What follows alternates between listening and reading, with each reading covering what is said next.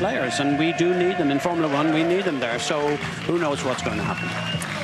But we're celebrating this team today, and they are celebrating at the other end of the pit lane. Lovely scenes down there with Checo and team boss Bob Fernley as Otmar, who we spoke to earlier. And these are great moments, Eddie, for teams, aren't they? Well, you know, these were a minnow. What we must remember that maybe 4 months ago, everyone was calling to question, BJ, has he got the money anymore? What's happening with Sahara? This team is going to fold. They were on everybody's lips as the most likely team not to make the end of the season. And what's happened? They've turned it around. Andy Green, the designer there, with his people, have made this into a very solid car. It's reliable, it's quick. It's trading places with Williams. Let that be clear. Williams is marginally quicker just on that given lap, but this is a very strong team, and full credit to everyone that's there, both financially, in the team, engineering-wise, the drivers, of course, strategy. Everyone needs a clap on the back. This was a big performance by them. Yeah, actually, can you give us an insight to how many people would be in that size Well, of when team? I hear 1,100 people, I mean, in my day, you know, if we had 150 to 200 people, and I don't believe there's many more than that, maybe double. Maximum there'll be about 270 to 300 people in the entire team, and that would be, you know, key suppliers as well as everything else. So it's a very small boutique team, very fine knit, great friendships, and people don't move away from teams like this because they enjoy the camaraderie, they enjoy the friendship, and they like doing it together. Look at this is amazing stuff. It really is, and they've been in the news recently because we know that Force India and Sauber have complained to the EU about the governance of the sport. What are they unhappy about? Well, they're unhappy about a couple of things because they don't feel that their voice previously, and Bob Fernley, who's actually acting as MD and CEO there, what he's doing is saying, look, we've spoken to Bernie, we've spoken to CVC on 4 or 5 occasions, and enough is enough. We can't get any resolution. We can't get any structure about where our funding is coming from. Why should all the money be going to the top 3 or 4 teams, excluding us on a continual basis? Why have we no say in the sport as to the regulations, etc.? And they had no alternative, they're saying, except to go to the EU on a competition rules law. And if that's what needed to do, well done to them.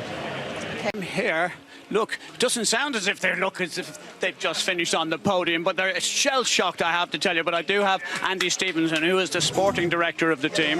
Andy, I'm afraid, was a young boy of about 17 years of age, and he came to me at Jordan, and that was 1987. You've been there ever since. Yeah, I have, Eddie. I've remained there ever since. Some people have moved on. We didn't require them anymore, but yeah, since '87 all the way through to today, and a great result for the team. Really excited. Well, you know, I could see things of old here, you know, the strategy. Who made that call? Because that was the reason Checo was on the podium. Yes, a great drive, but it was a fabulous strategy call. It was a great call, but it was something that we've been working on through the whole weekend. I mean, we come here, we start work on a Friday, and we're working on our pace and our tyre management and our race strategy for the whole weekend. So when it came down to Sunday, we'd actually planned that if there was a safety car around that period, that was exactly what we were going to do, and we were able to do it. Why don't you introduce me to some of these boys, because they all look so young these days. I can't believe there's very few of them that I see Ian over there. Introduce Ian to the people here. Ian, come on, you've been the chosen one. You're going to speak to us. What was today like? Fantastic. Brilliant result for the team. Excellent drive from Checo. What more could you want? What do you think this means to the team? Clearly 3rd place and a massive boost in the championship. I can't remember exactly where that takes us now, but it's got to be good for the whole team and for the morale of all the guys that work exceptionally hard week in, week out, every race for the last 15 races. Big bonus money from Andy here. He'll be paying you at the end of the season. I think he'll pass some to us.